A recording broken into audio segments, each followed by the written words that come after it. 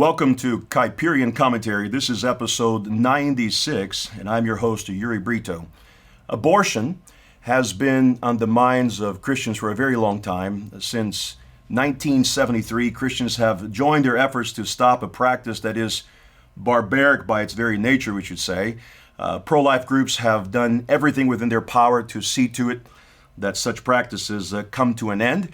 But for the left and their anti-Trinitarian ideologies, life is nothing more than disposable, and ethics is nothing more than a flexible rubric by which to read an ever-changing cultural and sociological scene. And Christians, at least my perceptions, Christians are rising and emerging into a world that views death as the ultimate korban, the ultimate gift to the false gods of entertainment and sexual perversion. And Christians, at the very least, are beginning to understand that Jesus is life, and children, whether in or outside the womb, are the foundation blocks of a society that respects the good, the true, and the beautiful. Now, I have been around pro-life groups for many years now, and there's one group in Phoenix, Arizona, that I think is taking this entire matter, this pro-life ethics, seriously, both in their witness and in their mission. And I am really delighted to welcome Luke Pearson, who is a pastor at Apologia Church in Phoenix, Arizona. And Luke and his tribe there have been involved in all sorts of outreach to the occult and various religious groups for a long time. And they have especially emphasized this very sober and lucid matter concerning life. And so, Luke, welcome to Kuyperian Podcast, brother. Thank you, brother. I appreciate it. I'm glad to be on. Yeah, delight to have you. Luke, I want you to tell us just a little bit to our listeners at Kuyperian. Tell us a little bit about the genesis of the pro-life work, the beginning of pro-life work there at Apologia. What was and what were the elements that sort of stirred your congregation there to show interest in proclaiming life, not only in social media, but face-to-face at the abortion mills and wherever witness is needed? Tell us a little bit about that. Man, I appreciate that. So, and you have to forgive me, the years start to blend together.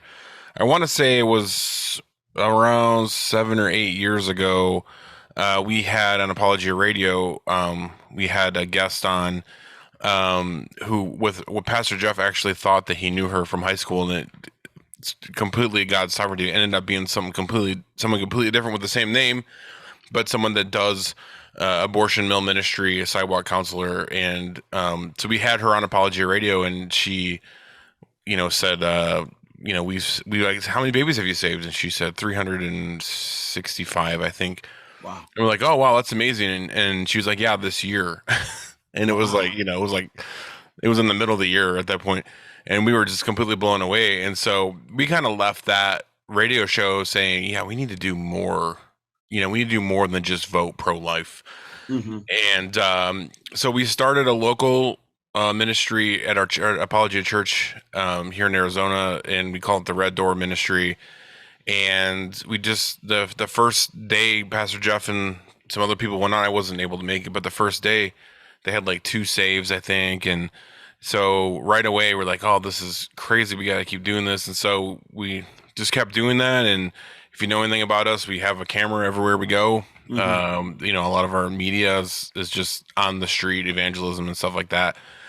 So we just started putting up videos of, us at the abortion mill, talking to death escorts or preaching the gospel. And it just really started to grow like crazy. And so I think we're in year 4 so I think we'll be going into year 5 with End Abortion Now. And even the story of how that started was crazy. So there was an Abolition Equal Protection Act bill in Oklahoma, which they've been trying to do for several years now. And basically, the vice president of the National Right to Life, Tony Lowinger, he's one of the biggest names in the pro-life industry, and he stopped the bill.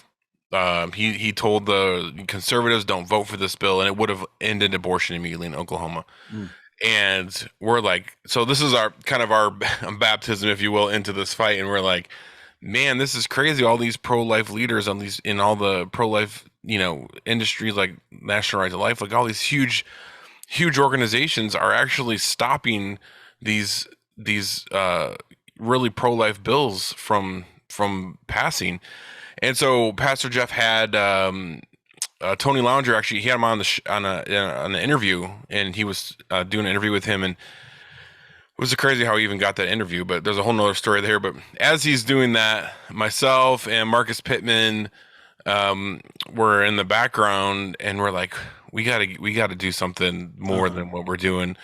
And so I was like, I think it was me. It was either me or Marcus, but we said, hey, I wonder if an abortion now is available. Just kind of like, yeah, right, So Marcus looks it up, and sure enough, it was available, inabortionnow.com. And so we like immediately bought that. Yeah. Jeff gets off with the interview, and we're like, hey, guess what? We just started an abortion now. So, so that's kind of how it started. And, it's amazing what God's doing through that. It's literally just a banner. And so we have, in order to get signed up with an abortion now, you have to go and you have to apply. It's a simple application process, but it has to go through your local church. Yeah. So that's been real important to us, is that all these ministries they go through their local church. Their pastor actually talks to Zachary Conover, who's our director of communications. And once they get through that process and they're approved, they're under local accountability. Then we send out the kits to get them started. So we give them signs and tracks and like a cheerleading cone so they can, amplify their voice, and just whatever they need, we'll get them started. And so I think we're over 700 churches now. I know I just talked to Zach Conover just a little bit ago. He was just at G3, and I think he got another 11 churches at G3. So I'm pretty sure we're over 700 churches now. Not just nationwide, but worldwide. It's been really cool to see how God's expanding that. We've been expanded up into Canada, Australia, New Zealand, Southern Ireland, and Scotland. Yeah. And so God's just really using it. It's just a movement of ministries and local churches going to their abortion mill, preaching the gospel, trying to save babies, and lead people to Christ as well. And so it's been really, really cool to watch God use that. Just really humble beginnings, and like God gets all the glory and credit on it. It's just, like I said, it just started with us with a camera, just doing what we thought we needed to be faithful to do. And so this year, I should back up. So 2020 actually. We started a 50C4, which is a lobbyist organization. So we started Red State Reform, and the abortion project for Red State Reform is Action for Life, which you can go see at takeactionforlife.org. But so essentially that's our political arm, and then we have An Abortion Now as our prophetic, gospel-driven arm. So we've come to the realization that in order to really win this fight, we have to come at it from both sides. There's a definite dichotomy there. There's the gospel-driven side. There's the political side. And so this year, and it's amazing, this year we've already had 6 bills put in, 6 equal protection bills. So South Carolina, here in Arizona, Texas, we helped with Oklahoma. We just were in Pennsylvania. I feel like I'm missing someone, but and then we're actually still working on Louisiana and Florida for this year yet. Yeah. So anyway, so combined with the 2 organizations, we've been able to work both sides of that and trying to end abortion and just outright criminalize it outright. And without getting too much in the weeds, some states, like here in Arizona, it's already illegal to abort your child. It just hasn't been enforced since Roe v. Wade. There's other states where that's not the case, so each state is different in how we have to approach it. But yeah, that's kind of what's gone on in the last 6, 7, 8 years in a nutshell. Luke, that is I love hearing that story, and I love the sort of the comprehensive nature of the approach you guys take to the ministry, the pro-life work. I've been curious, just as a follow-up to what you were saying there. I know that I've been around the pro-life work for a couple of decades now. I know that not all pro-life works are created equal. What is, in your perception, if you could just sort of give us a synopsis, in your perception, what's unique about the methodology you guys have in distinction to others? Yeah, no, I appreciate that a ton. So we're very careful. You probably heard me say it. I'm very careful to say the pro-life industry and draw a line in the sand there, because it is the pro-life industry that's prolonging abortion. They're the ones that are shutting down the equal protection bills, and so what we're saying is like, we as Christians truly are the pro-life ones. We're pro-life because of Christ, because of His word. And so what we want to do is bring along those that have been in this industry for so long, because there hasn't been really any other option. Like, that's it. You vote pro-life, you hope that Roe v. Wade gets overturned one day. Which, by the way, Roe v. Wade is not a law. It is a court opinion. We need to stop treating it as a law. It's been one of our big things lately is, to defy Roe. And we actually have a billboard up here in Arizona that says that. And so what we want to do is bring along everyone that doesn't know any better. Like, hey, actually, we are the ones that's pro-life because we want to end this immediately. Right. We want to criminalize it. There's no reason to keep prolonging this, saying that the hallways need to be bigger or they need to be cleaner. Like, those aren't pro-life wins at all. Mm-hmm. Here in Arizona this last year, they passed a bill. So we put in our Equal Protection Act. It never made it out of committee. It sat in committee, never made it out of there. But the bill that passed from the leading pro-life industry in our state here in Arizona, said that you couldn't abort for like abnormalities like Down syndrome.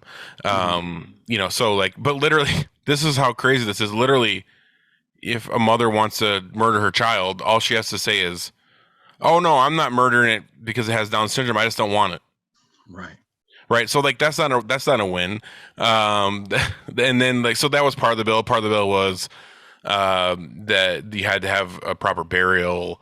There was a bunch of stuff, but then what the kicker is, so here in Arizona, it's already been criminalized. Yeah. Since the 70s.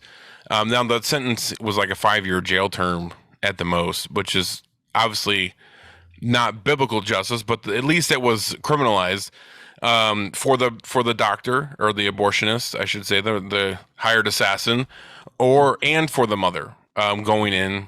And we would argue that if a father is forcing someone to murder his child, then he should also be criminalized. But it was criminalized across the board like that. And so this bill that they passed here in Arizona actually struck down the criminalization for the mother.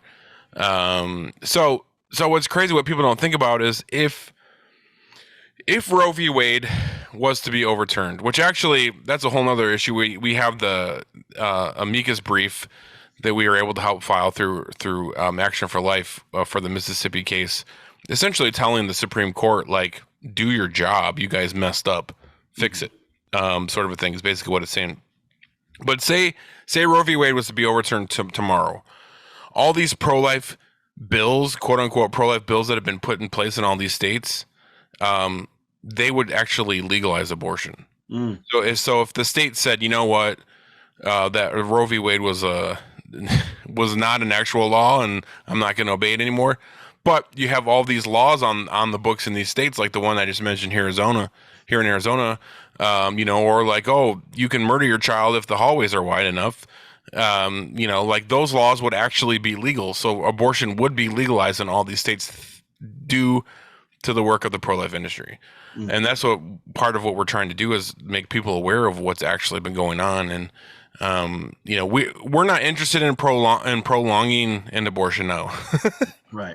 We would love for it to go away tomorrow.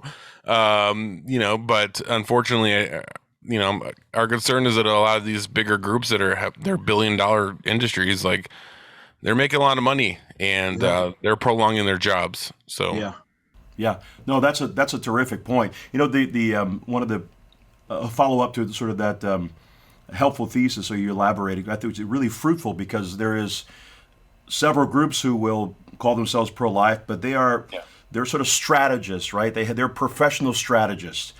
They're sort of lobbyists. They want to find ways to continue the mission without concluding the mission.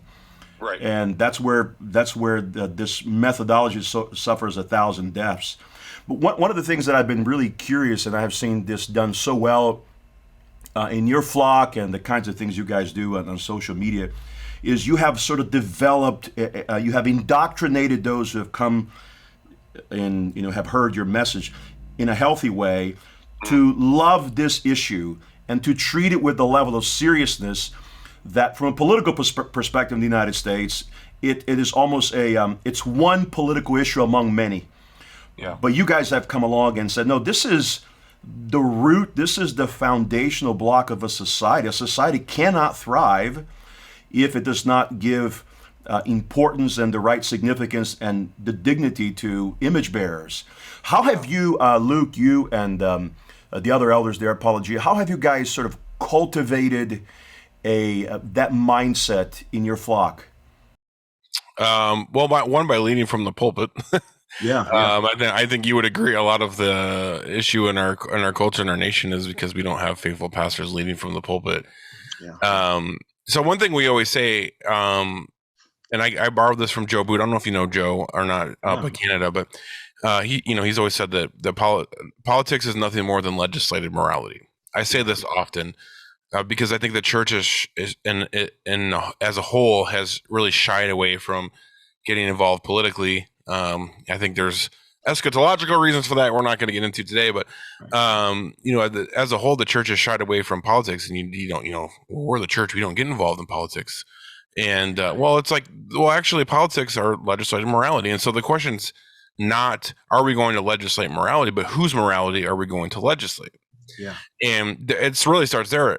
That's kind of our foundation. So whether it comes to abortion, whether it comes to gay marriage, which are the two biggest, abominations in the eyes of God in our nation, or even this vaccine stuff, masks, you name it, they're all legislated morality. And so if God's word is not our standard for morality, then whose standard are we going to legislate?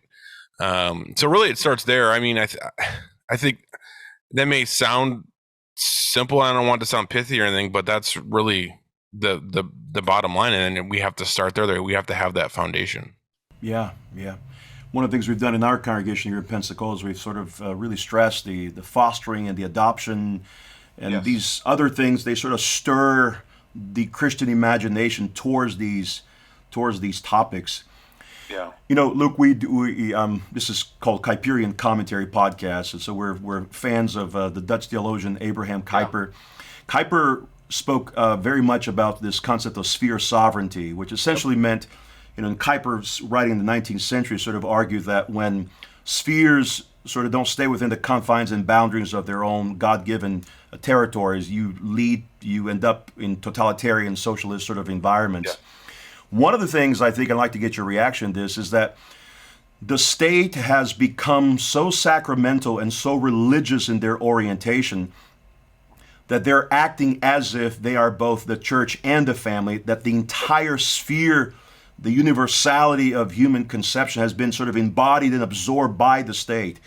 So if you look at the stuff Rushdoony wrote, or the stuff Greg Bonson wrote, you see these presuppositions playing out. Isn't it true, though, that the state has kind of taken this role, this paternal, fatherly role, and has said, I'm going to rule with a rod of iron here. And the church, in some ways, and these issues that you brought up related to mandates regarding vaccines, or the kinds of stuff that are so absurd it's not even worth discussing, but the state has sort of jumped into the sacramental role, and we as a church have kind of said, oh, you want to be our priest? I'll give you the keys and the code and the alarm to get in. Yep, absolutely, man. I'm so thankful you brought that up. And actually, before I answer that, I want to back up, because back to the fostering thing. I'm so glad you guys are doing that. I don't know if you know the statistic, because actually I keep saying, once we end abortion, the foster care system is next. It's a mess. Wow. You can go murder your child for $400, but if you want to adopt a baby, it's $20,000 to $40,000. It's absurd. But I don't know if you've heard this statistic, but this is pretty. I think it pretty much goes nationwide, that if one family from each church in each state adopts a family, will wipe out the foster care system. Wow. It's so easy to do, but we're not doing it. So I'm so thankful that you guys are doing it. That's incredible. But back to your question. Oh man, that's so huge right now, and we've been saying this a lot, especially with the vaccine stuff. Um, Romans 13, you know this, like the role of the government, the civil government sphere is to punish evildoers and protect the innocent. They're God's avenger, God's deacon. That's their role. And anything outside of that, they're overstepping their sphere. And so so the vaccine, for example, that's the family. That's the family government sphere, and they're overstepping in there. Like you said, they're playing daddy.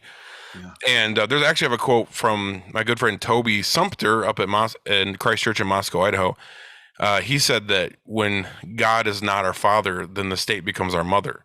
And I love that quote, and it's so true. And that's what we see happening now when we've abandoned God as our father. The state's our nanny, and so they're absolutely overstepping their roles. And those that are saying lately that Romans 13, you do everything, whatever the government tells you, you have to do it. It's like, well, the context of that is, what Paul is describing as their duty. That's the context of that, not everything. And, I heard Todd Friel, we actually did a show on this a few weeks ago. Todd Friel said, well, if the government tells me to put pinwheels on the side of my head to go to Publix, then I'll do that. And I'm like, really? You really, like, that's how far you're going to take this? And that was in the midst of the stuff in Afghanistan. I said, well, what if the government tells you that you have to wear a hijab or they're going to cut your head off in the street? Are you going to do that? Right. Because the government said so. What if the government tells you to wear a gold star? You're going to do that just because Romans 13 said, that you have to do everything the government says? Like, there's obviously a line somewhere. It's, that's not a black and white issue there. There has to be a line somewhere. And, for those that say, well, it's only when the government tells you to do something sinful, then you can disobey. And again, yes, that's the obvious, but the examples I just brought up, those aren't necessarily black and white sin issues. So there has to be a line somewhere. And, for me, it's the line of tyranny is when the government oversteps their role, their God-ordained role. We can also get into Lex Rex. We've been having that conversation a lot. The law is king, and the government is way overstepping their constitutional rights a lot lately. So yeah, hopefully that answered your question. I feel like I started to ramble there, but no, that's fantastic. You're absolutely right. I think the government has sort of played an interpretive role. They have told us this is how we interpret Romans 13, and you pastors, you let us rule our interpretation. Let our interpretation stand. And the problem has been, as you mentioned very, very well, is that the government has become more priestly and less deacons of righteousness. Yep. And that's a gigantic problem. Yes. One of the things I'm so grateful to your labors is you guys have taken a strong biblical stand on these issues. You have not backed out. You have gone into the arena rather than allowed the state to take over the arena. Yeah. And we have a prophetic voice. And you guys at Apologia Church are setting a wonderful example to us here in Pensacola and to our community here in the United States. Pastor Luke Pearson is at the Apologia Church in Phoenix, Arizona. Luke, tell us a little bit how we can sort of engage in the great work you guys do at End Abortion Now. Yeah, no, I appreciate that. Well, if you're not signed up already, you can go to endabortionnow.com and fill out the contact form there to get your church, or if you have a ministry set up, you can go there as well, and we'll get you signed up. And like I mentioned, talk to your pastor. So you could do that. There's obviously you can donate. It's this year's been amazing. God's blessed us financially to be able to do a lot of things that we needed to do, and so we're thankful for that. So yeah, that's the easiest way, is just to be a part of that and help support the work being done. Like I said, we have over 700 churches now, and so we're excited with what God's doing with that. So I appreciate that. That's fantastic. Luke Pearson, thanks for your labors, brother, and the Lord bless you. Thanks for joining us at Kuyperian. Thanks, you. I appreciate it. God bless.